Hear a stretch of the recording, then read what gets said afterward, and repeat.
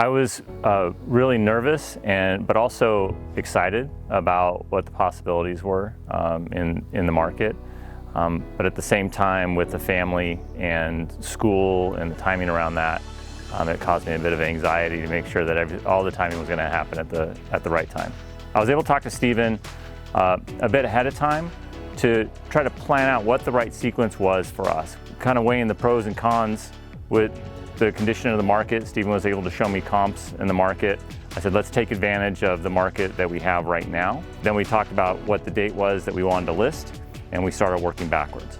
So if this is the date we want to list, this is the date we want to take photos, this is the date that we need to get the prep. And by the way, there was a lot of great coaching that Stephen and April provided around what needed to be done in the house to make it in the best condition and most appealable to buyers. Getting the house prepared for sale was a really great process. Stephen and April were able to bring in a lot of great accents, pieces of art, plants, end tables, just a nice bit of polish to the house that looked good, but as we put it on the market, it looked great. We got out of town for a few days and they took care of everything. All the cleaning, all the photography, the initial listing, and the open houses. It was a great experience.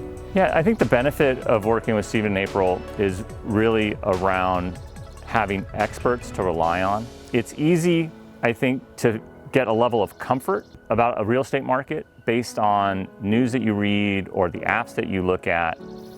But in reality, agents, professional agents that are doing this day in and day out have a level of insight that someone like myself, a consumer, doesn't have. So as I was looking through a Redfin app, I was approached with an offer for the house.